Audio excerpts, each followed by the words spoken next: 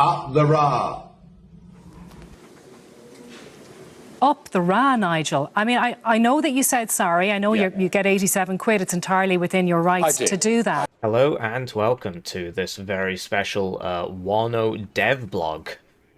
Today we've got Southag Division 3, the 1st Irish Republican Army, also known as the IRA. Top of the morning to commanders, we are back with our 3rd Warno Southag Division preview. In today's dev blog we'll take a look at another new nation and division, the Warsaw Pact's plucky Irish with the 1st Irish Republican Army Division, or 1st IRA, up the Ra. So, putting them on Pact is interesting. I mean, basically, if you want them to be fighting the British, which is sort of what they're all about, then they do need to be on Pact. So it makes a lot of sense in that regard. And also, Pact has less divisions than NATO. So if you look up here, NATO's got 3 more divisions than Pact. And that just comes from the base game, because every DLC has added an equivalent number of NATO and Pact divisions. It's just the base game had a couple more, a couple more NATO ones. So it makes sense for them to go this route and put them on Pact.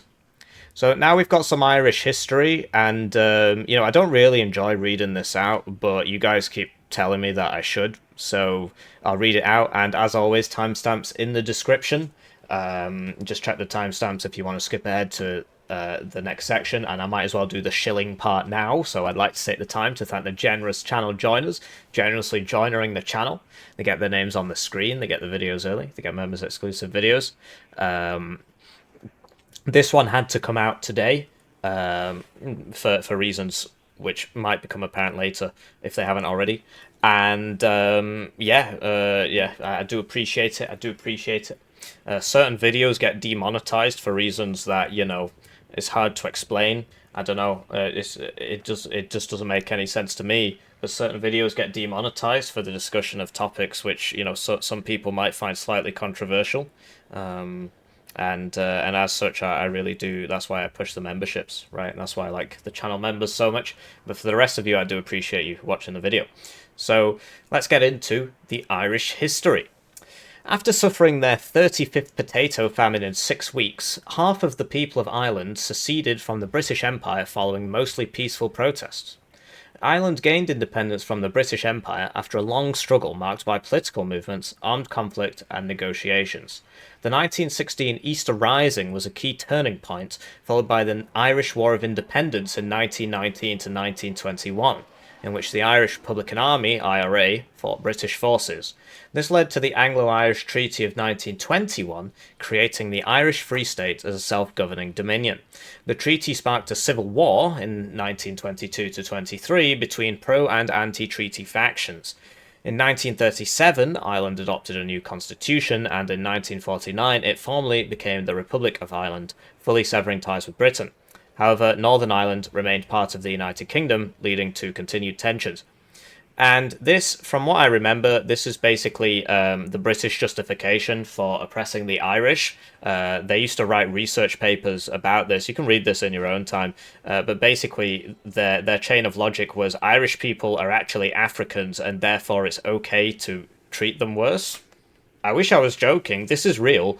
And yeah, I mean, for my part, you know, my people were seen as like warrior-like races or like violent races, and so we were still treated like second-class citizens, but slightly better than Africans, and we were allowed to join the army so that we could get blown up with the boys at Ypres in World War One. So yeah, I don't know, just British Empire moment. What can I say? So you can sort of understand why the Irish people might get a bit upset. The Troubles began in the late 1960s as tensions between Catholic nationalists who wanted a united Ireland and Protestant Unionists who supported remaining part of the UK escalated into violence. The Northern Ireland civil rights movement, demanding an end to discrimination against Catholics, faced violent opposition from the police and loyalist groups. Riots in 1969 led to British Army deployment, initially seen as peacekeepers but soon viewed as oppressors by nationalists.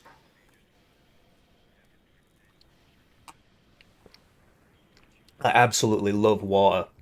I love water so much. It's just so delicious. I just can't get enough of it. Eid Mubarak.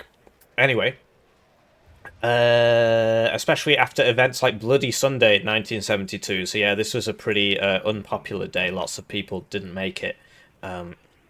The conflict intensified as the Provisional IRA launched a campaign against British rule, while loyalist paramilitaries retaliated, leading to decades of bombings, assassinations, and military crackdowns. So yeah, this was part of it. Basically, I can't remember which part of the Troubles it was. Like, this whole thing skipped me by entirely. I was only born in '97 when it basically just ended. But it's very much in Warno's timeline. Essentially, the people of Derry, or part of Derry, I think Londonderry, or it might be a separate place called Derry. They like tried to make their own area where they wouldn't get beaten up and persecuted, and now it's like a popular board. You know, that this is the sort of thing they put up there. So I got a lot of respect for Irish people. This is presumably some journalist who was killed or something. Can't quite make that out. But yeah, this is a real place. You can visit this, and they've got all the plaques and everything for all the treaties and stuff. And there's another mural back there with some blokes on it. So I think yeah. So the IRA we're playing as isn't the IRA of the 1920s. It's the IRA of 1989. It is the what they would call the Provisional IRA. But when people in the UK say IRA, they mean these guys. The Provisional IRA, simply known as the IRA to most people today, was considered to be the strongest guerrilla fighting force in the universe, as they are facing British forces, and this game is made in France. Yeah, fair enough. The first IRA division's history. The Provisional Irish Republican Army, IRA, saw itself as the armed resistance to British rule in Northern Ireland, fighting for Irish unity and self-determination. Emerging in 1969 after a split from the older IRA, the Provisional IRA sought to defend nationalist communities from discrimination and violence. It engaged in a guerrilla campaign against British forces, utilising ambushes, bombings, and sabotage to challenge British rule and disrupt military operations. And here we've got their emblem here. This is presumably Irish or Gaelic, and that says Undefeated Army. And this is another thing, there's lots of different IRAs, because basically the British would sign a peace treaty with one, and then people in there would be like, well, we don't want the peace treaty, and they would form a splinter faction, which they would usually call something IRA, like True IRA or whatever. So but these guys are the big ones. These are the ones I always think of when I think IRA. The Provisional Irish Republican Army operated as a highly adaptable guerrilla force, utilising innovative tactics and improvised weaponry to challenge the superior firepower of the British military and loyalist paramilitaries. With limited resources, the IRA relied on ingenuity, secrecy, and asymmetric warfare to conduct its operations effectively. So, yeah, I mean, it sounds pretty interesting. This is another famous photograph. Basically, there would be streets where people were shooting down the street, and then the kids would be going to school down the street, and they would stop shooting. Both sides would stop shooting, as in one side would shout to the other, there's kids coming, and both sides would stop shooting. So, because everybody involved was Irish, and so nobody wanted to kill a bunch of kids. So generally, there were many instances where things like that didn't happen, but generally, there were attempts to reduce civilian casualties. The IRA could also rely upon significant help from its American allies, CIA smuggling operations against ostensibly America's second greatest ally. Provided much-needed arms and ammunition to the fighting force. CIA advisors on the ground also trained the IRA in the art of war crimes. So yeah, this was back to what we were going at here. Like the Irish people are not used to committing war crimes, and so they needed the Americans in to help teach them how to do that. So you've got some very scary gamers here. Eugen seems to have a thing with aviators in this game. So if you get where are they? I know a lot of the Spetsnaz have aviators, but there's one specific division where it's like the Belgian minstrels. Yeah, here we go. So usually really like aviators. I'm wearing some aviators right now, but they're transition sunglasses, so they don't go that dark. Although obviously Well, I say obviously. The sun is currently shining on me.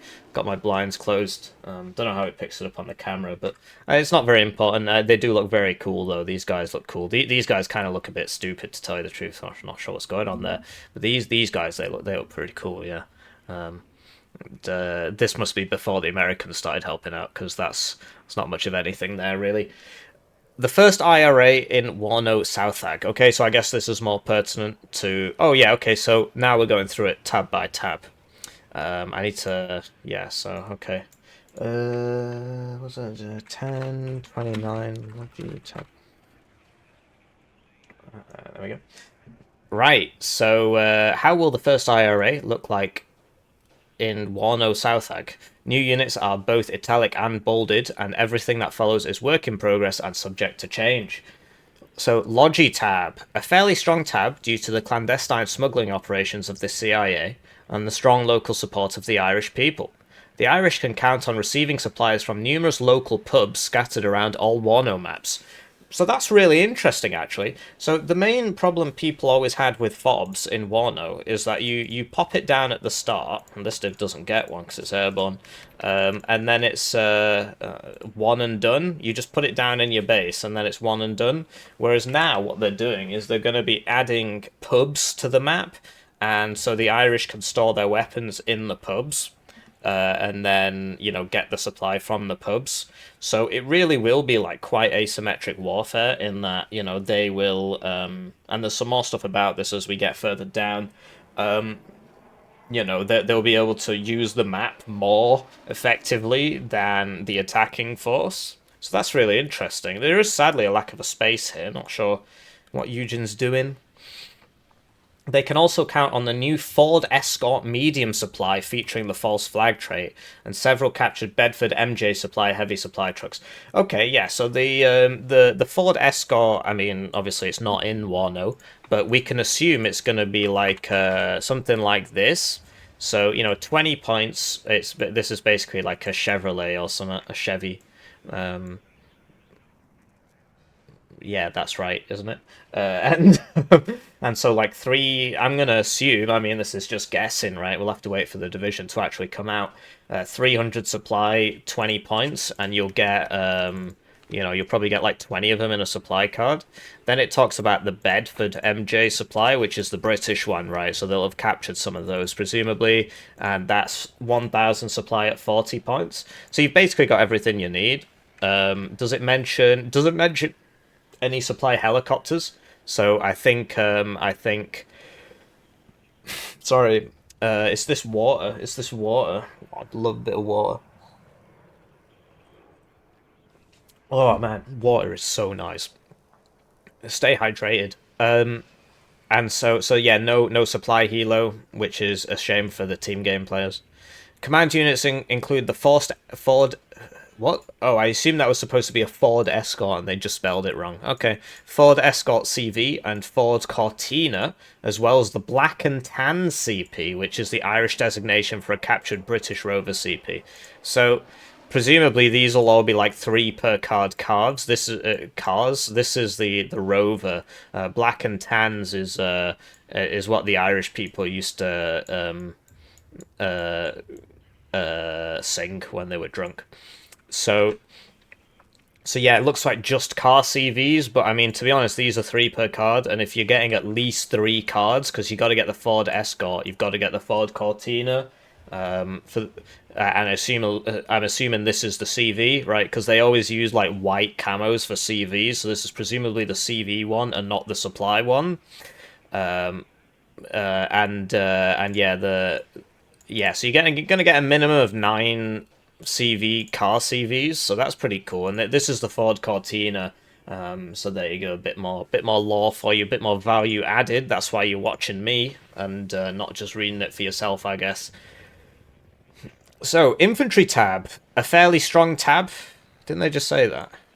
Anyway, the first IRA's infantry battalions were all equipped with copious quantities of Guinness and Magners, leading to all forces receiving the Resolute trait. Yeah, so for those of you who don't know, oh yeah, we might as well cover false flag as well. So Eins, so the way the false flag trait works is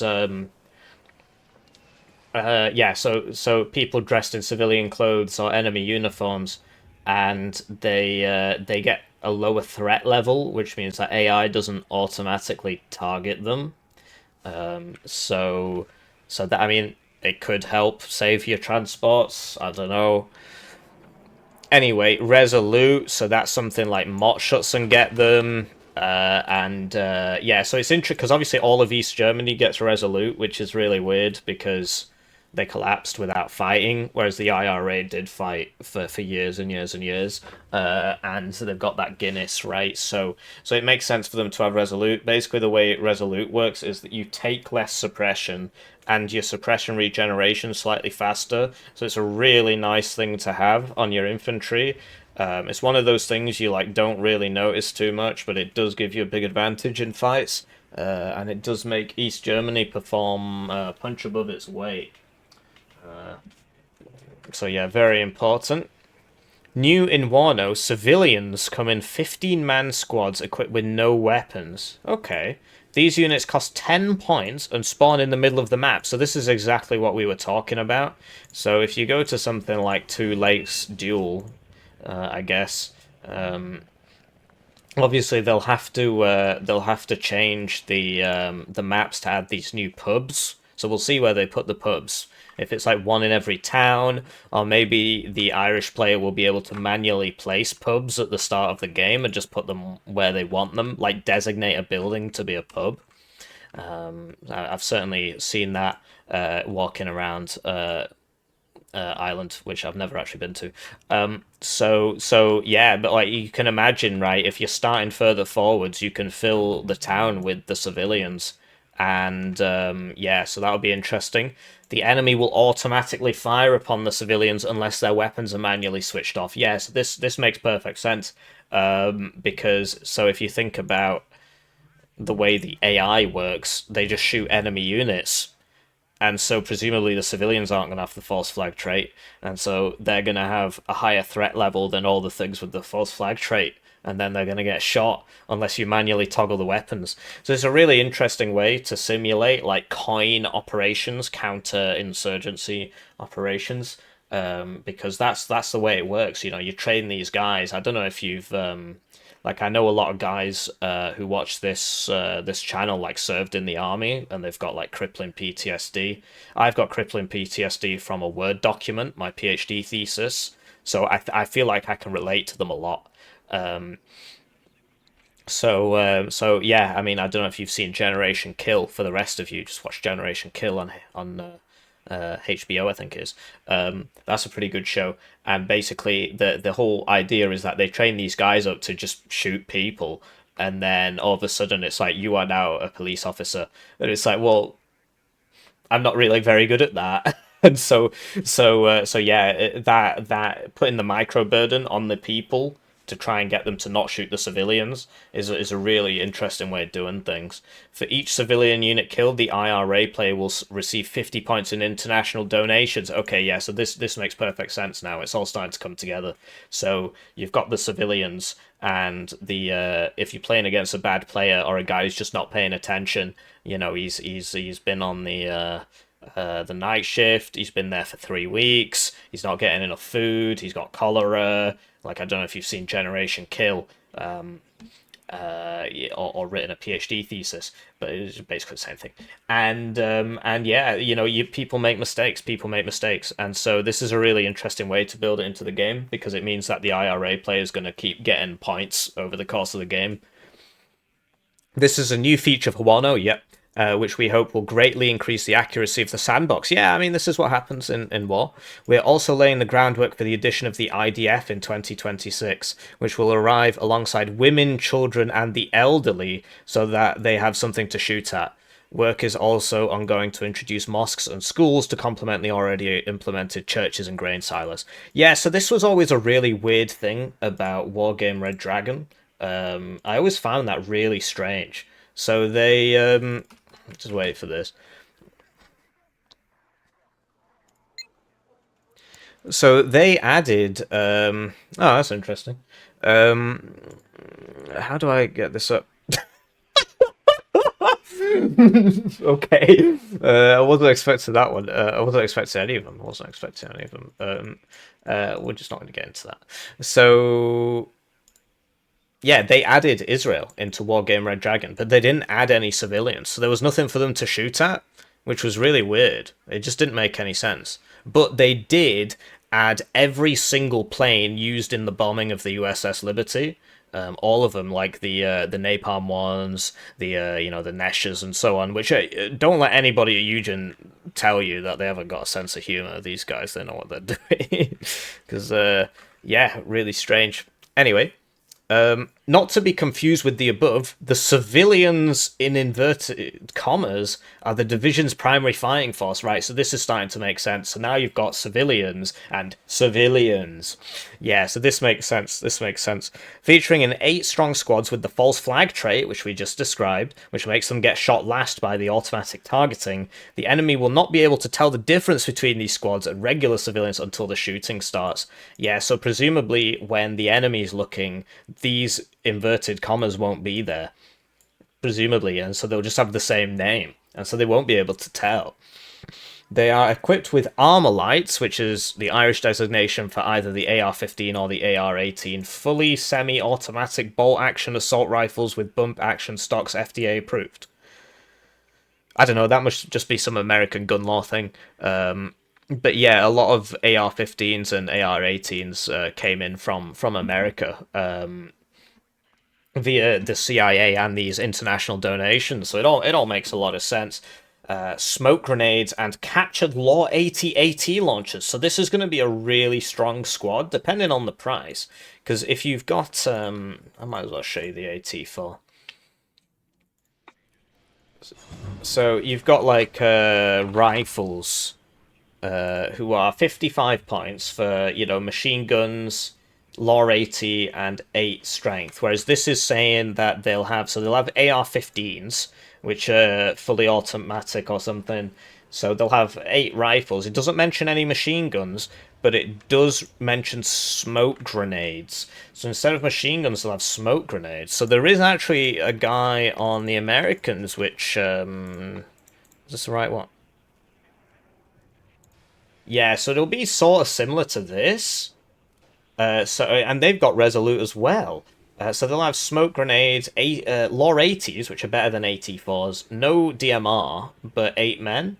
And so I think they'll probably be about 45 points. I think that would probably be a good price for them. The smoke grenades are really useful because it allows them to disengage and then hide behind some more civilians. So, I mean, they've put a lot of thought into this. This actually sounds like a pretty comprehensive idea, like a way to work new mechanics into the existing sandbox. I think whoever came up with this is really, really smart. And it's probably really intelligent. Yeah, he's probably a really smart guy.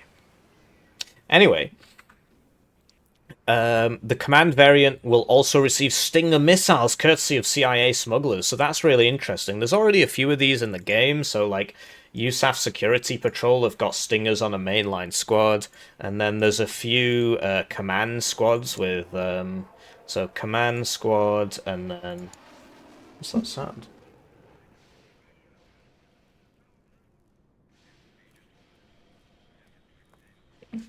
Oh, sorry, I thought somebody was ringing me. I don't own a pager. So I forget. Yeah, so there are squads that like come with Iglas, and this one comes with a Red Eye. This one comes with a Strela. This one comes with a Strela. So they'll have Stingers. So who knows on the price? I mean, it says 8 men with a Stinger, but they also have smoke. So it's probably going to be like 75, 80 points, something like that. Like this is 100, but that's because it's forward deployed. So they make them way more expensive. But a Stinger's better than a Strela, so it's probably going to be like 80 points easily. It's probably going to be about 85 points. 85 points, so there you go. The IRA's equivalent of the military police, called the Irish Lasses, is a 5-woman strong squad with a mix of captured L1A1s and even more Guinness than the blokes. That sounds about right, yeah. Featuring the military police trait, they drunk drive into battle with their MP Volkswagen Golf Mark 1 Type 17 APC. I mean, Eugen can really name them. Oh, here we go. Okay, so this is the Volkswagen Golf Mark 1, and it's going to be military police. So that's really, really useful. Military police vehicles are really, really useful because you can you click on them, and then you do Shift F and you click on your tank, and it just follows the tank around and gives it suppression regeneration. Which why wouldn't you want that? And then you use the infantry to buff up the other people. So in this case, we've got another female squad, so hopefully people don't get upset. I know we had one female squad in the game, and people started completely losing it. And it's a BGS Streiser, who are all male. Oh no, never mind. There's actually a second one, which is Spetsgrupper, I think. Spetsgrupper A, because they have like one or two women. But yeah, I remember there was a lot of posting on the Steam forums about how bad it was that there were women. But I mean, it's like it's all lore accurate, right? So this is a police force, and they had women, and this is the Russians, and they have women, and this is Ireland, and look at this Irish lass here. With that must be an L1A1 by the looks of things. Captured L1A1 there. And yeah, the military police trait. So yeah, that I mean, it's going to be quite powerful actually, because you're going to have military police buffing your squads as well, and buffing your vehicles, which we'll get to. Support units include CIA handlers, is the usual special forces nonsense with 15 men, 12 AT4s, 16 machine guns, and satchel charges. Yeah, I mean, this is just getting out of control at this point. First, they added Path. They added Green Berets leader, or Green Berets ODA. That's 100 points for 14 men special forces. Lots of fire support, 8 AT4s. Then they added Pathfinders on Britain, who were, who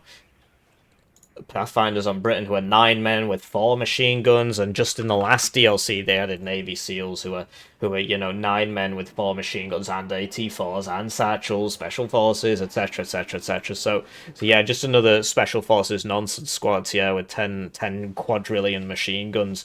Every man carries machine guns, and then they've got one spare, I guess. And then we've got a diverse individual. Yeah, I mean, it is a pack div, so you'd expect this, really. They all get this. So this has got 17 pen. It used to have 16, but then they upped it by 1 because pack isn't allowed to have bad equipment. So it's basically just a better... in fact, I think it's the same as the Milan one. No, it's better. It's got 5% more accuracy, because that makes sense. And yeah, it deals more suppression. Pact isn't allowed to have bad equipment, and as we spoke about, this is a packed division, even though they've got a lot of NATO equipment.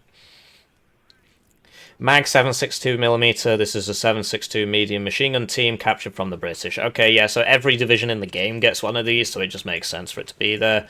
Basically a 7.62 team, 4 men. Presumably it's going to be 15 points, 12 availability. Oh man, I just love water so much. Delicious, delicious water. Stay hydrated. So, that's it for the infantry tab. 2840. Right, so RT tab, a fairly strong tab. I mean, they literally always say this.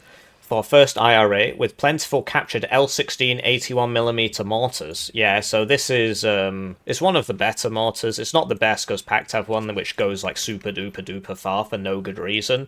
And when I bring it up, Russians type in the chat about how much better it was than everybody else's mortar, including their own 120mm mortars, which it goes further than. So yeah, this is the L16, 6 availability, 35 points. It says plentiful, so there's going to be at least like 3 cards, I would assume, for plentiful. Might be 2, who knows. I know Britain used to get like 3, and then, Balance Man was like, oh, that's too many, somebody might have fun. So you load it, even though it's just completely silly to bring more than one, really. But yeah, there you go. So L16s presumably come in and captured Bedfords, like everything else, who knows, or maybe you have to walk it in, who knows, but yeah, they're not that great, to be honest. American supplied M109 howitzers. Looks like they wrote that there twice. So yeah, I mean, the America is amazing what they can smuggle in. But yeah, all these Western nations have M109s. So everybody's got an M109. Here's an M109. Here's an M109. Here's an M109. Here's an M109. Here's an M109 that's better than the other ones because it is German. And here's one which is worse because it's National Guard. They still haven't fixed this. So it's the same. It says it's the same, even though the National Guard one is significantly worse. It really annoys me. Like, why not reflect it on the stat card? Why not fix that problem? And the Donner self-propelled gun, which is a license-built production of the Polish Dana self-propelled gun. Okay, so yeah, that's already in the game. And yeah, this is the Dana 152mm. It's basically the best howitzer, apart from the French one, which is it's got more range, so the dispersion circle's tighter, and it deals slightly more HE because it's a high caliber, and it's got a bit more armor. But it's not wheeled, but that doesn't matter too much. And yeah, it's yeah. So the Dana's still really good though. It's still really good. So it's nice. So that's called a Donner. Which okay. Rocket artillery includes the domestic-made Brad, a license-built copy of the Soviet Grad. Okay, that makes sense. So we might as well show you that. So this is the Grad, 132-second reload. They're only 1 per card now, but they're still very, very useful. I've seen people use them in 1v1s effectively. They are useful. They're just a bit more niche in 1v1 than they used to. In 2v2 and upwards, they're still very core to packed gameplay, and you should be bringing them. So it's good to see a Brad. And 16 sets of fireworks strapped together on the back of a Ford Escort, known colloquially as a Minga mulcher. Okay, yeah, so I've seen this before. Oh, yeah, there you go. Yeah, I mean, we'll have to see what kind of stats that has. 16 sort of reminds me a lot of this, so maybe it's like a half-grad stats. Maybe it's only got direct fire, if they're fireworks. I don't know if you've ever seen people shooting fireworks into a crowd. It's actually a pretty effective tool. So yeah, that'll be interesting, and it'll be good to see the FX as well. It'll certainly look really cool, particularly on those darker maps. Getting all those different colours out there will be really interesting. And lastly, the new Irish phone call vehicle. I was wondering when this would show up. This is a Ford Escort hull which causes any targeted building within a 5,000 metre radius to suddenly explode, representing the Irish ability to plant a bomb literally anywhere. Okay, yeah, so basically Steel Division 2 has this thing called off-map artillery. And it sounds like that, basically. You know, when Warno first... Oh, because I've got Wargame open. You'll just have to believe me. Basically, the way it works in Steel Division 2 is you've got a car, and it will literally just look like a car. So like this, say. And you click on the car, and then it has a radius around it, as if it was an artillery piece. And then you click Call Artillery, and you click on an area, and then nothing happens for 20 seconds. And then the area just starts exploding with shells raining in from the sky. The enemy doesn't get any prior notice. He can't counter battery it. And it's just generally complete BS. Because he doesn't know where the shells are coming from. He can't target the vehicle. And it has like 2 or 3 charges. So it's a shame to see it. But it makes sense for them to put it in the game. Because how else do you represent this ability? But yeah, the Irish were very, very good at doing this. They used to... So what they did quite a few times. So I've got a family in Warrington where this happened. They would put a bomb in a bin, in the UK we have different bins to American bins. Right? We have bins which look like this, like this, and we've got like 4 of them, 1 for each color. Yeah, like that. I know some American cities have this, but most of you just have like skips and the grey ones. And so they would put bombs in these, and then they would ring up the police and say, we've put a bomb on this street, evacuate that street. And then they did that a few times, right? And then one time they intentionally told the police that the bomb was at the wrong end of the street, knowing that the police would evacuate people into the bomb so that they could kill them. Some kids died, and yeah, really lovely people. So they trained up the police. Do you see what I mean? They were like, "Oh, we're the good guys. We don't want to hurt people." And then one time they deliberately told it them wrong after gaining their trust.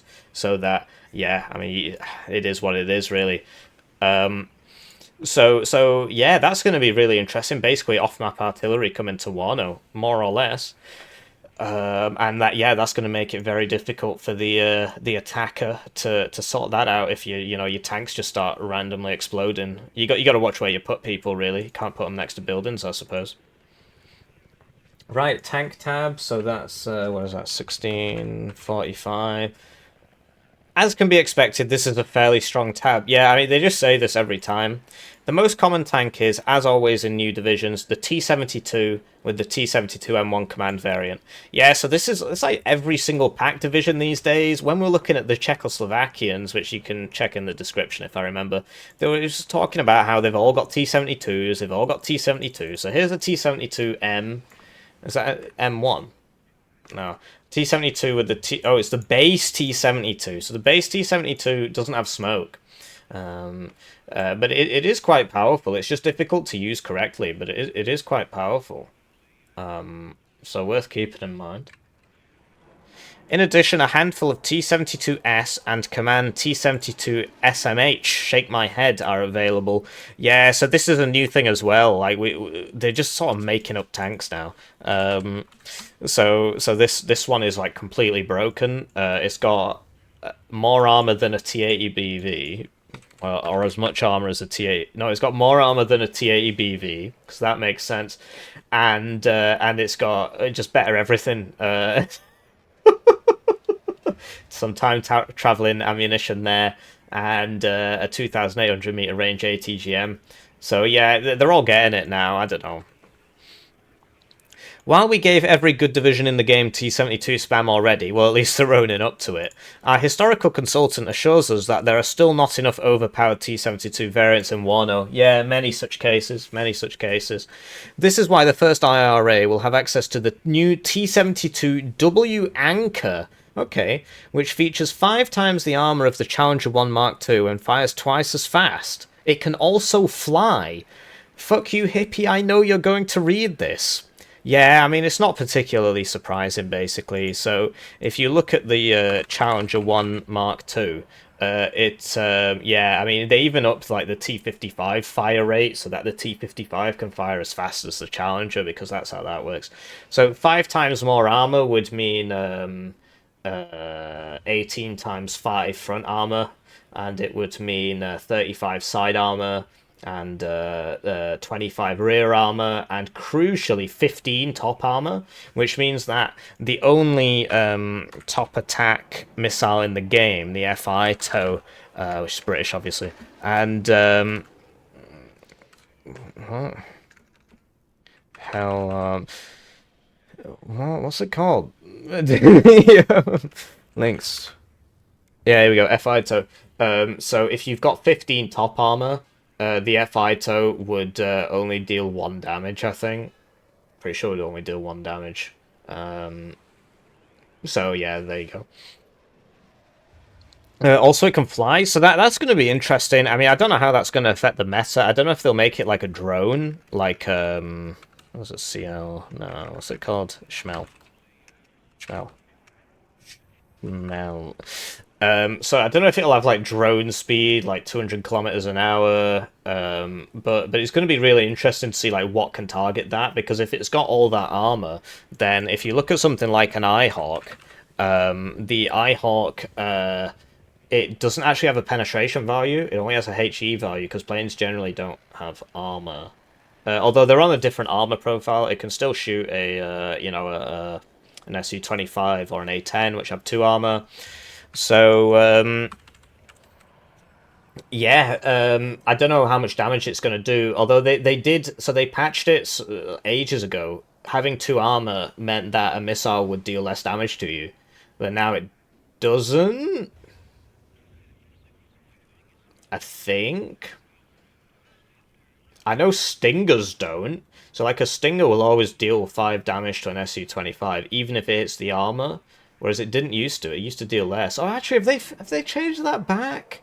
I can't remember. I'm sorry, guys. Bit of a lapse of judgment there, because I remember when the Krug, like they intentionally gave the Krug 13 damage to make sure it could kill A10s, which means that the armor does matter. Maybe the armor does matter. Oh yeah, it doesn't matter for like auto cannons, I think. I think it doesn't matter for... No, it doesn't matter for helicopters. That was it. It doesn't matter for helicopters, yeah. So having a plane with 15 top armor and 18 times 5 front armor, that's going to be really difficult to take out. But we'll see how fast it goes. And if they're going to make it like a drone, it probably won't be targetable by radar AA. It just packed things. You know how it is. And players will also have access to the new Honda Civic beeping variant. Okay. Fast-moving and equipped with a proximity fuse, this vehicle will violently explode upon contact with the enemy if they are Protestant housewives. Yeah, so this is something else the IRA used to do. But I guess it's basically just a moving version of the, this. So I guess Americans would call this a V-bed. So that's going to be really interesting, and it's actually already in the engine in that. So this is based off Wargame Red Dragon. It's based off Steel Division 2's engine, which is in turn based off, But and so in Steel Division 2, they've actually got a unit called the Borg Ward, and it literally does just drive up to you and explode. So it's quite slow in this, but yeah, this says it's going to be fast. So assuming that it's got like, let's say rover stats, like just general car stats, right? So the rover, for example, 90 kilometers an hour off-road speed. So you're going to have this flying towards you. And it's not going to route because it's going to have an Irish lass driving an MP Volkswagen Golf Mark 1 Type 17. I don't know why they call it an APC. Backing it up and making sure it gets there. And so yeah, that's going to be really tough. It's going to be really tough to deal with your Protestant housewives. Recon couldn't be bothered writing this part. What's the point when all the Eastern Europeans just pirate the DLCs anyways? Yeah, I mean, you know who you are. You are not Central European. You are Eastern European. Yeah. A fairly strong tab, yeah. Yeah. AA, a fairly strong tab. Well, they didn't even bother putting anything here. Heli tab, a very weak tab. So there you go, your first very weak tab in the pack division. And it's got 24 March to War KA-52s in historical, accurate, and simulator variants. Yeah, it's not particularly surprising. It's kind of a weird dichotomy that they're always pulling out these March to War units for Pact, but nobody from Pact countries buys the DLC. They all just pirate it.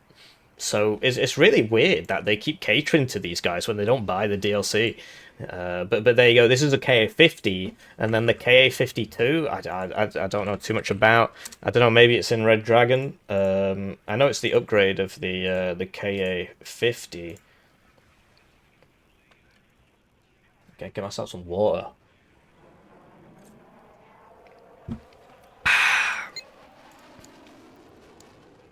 Yeah, USS Liberty Gaming. So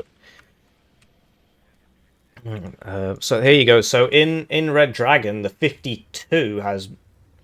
Okay, so it's actually got the same... In fact, they don't have ECM on helicopters in this game. They don't have ECM on helicopters in this game. Interesting. So they've actually given it... So here, it's got seed missiles on it. So there you go. Your first seed helicopter in Warno coming with the Irish Republican Guard with their KA-52s. And it's got Iglas and it's got an autocannon.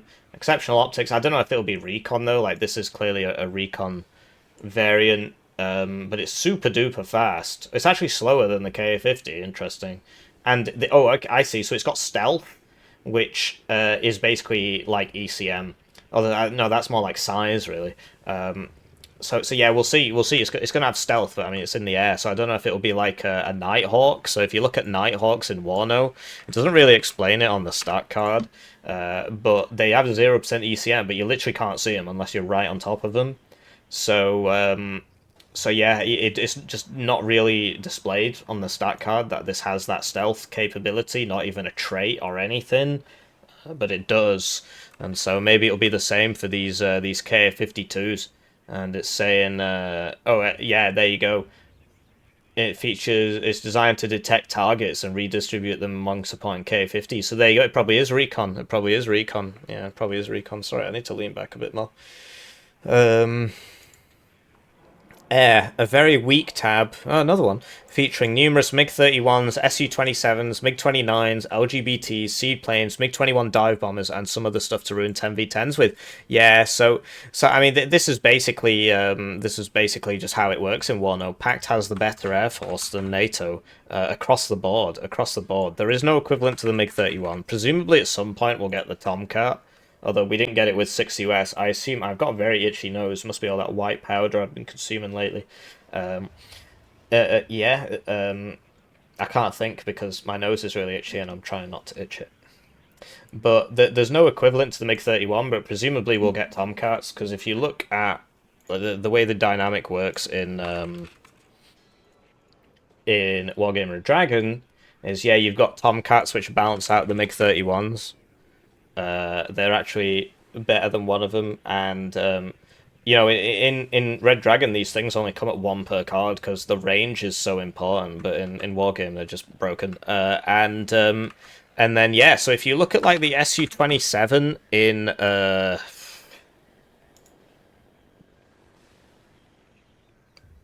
this game, and then you compare it to the Eagle, let's say, you'll note that that's not it. Oh, that's weird. Interesting. Yeah, so you'll note that the top line NATO missiles and the top line Pact missiles have the same range. So the Skyflash Super Temp is the same as the Vimpel, or whatever you want to call it, the R27R1. Whereas in Warno, they kept the range for the Pact ones, so this is the R27R Vimpel or whatever, whereas for the all of the NATO ones, they gave them all less range. So Pact has an ASF advantage across the board. Not only does it have the only super long range, which is kind of makes sense because the Tomcats aren't in yet, and I assume they would be added at some point, because it's just, you know, it seems like the sort of thing that would sell copies. I'm itching my nose again. I don't have prior knowledge of that. But on the NATO side, they just downgraded all of the NATO missiles. So Pact just has the best air force, yeah, and then it says just buy it. So that they're clearly just giving up there. So yeah, really interesting dev blog. I mean, let me know what you think. And you know, I hope you have a lovely April. Goodbye.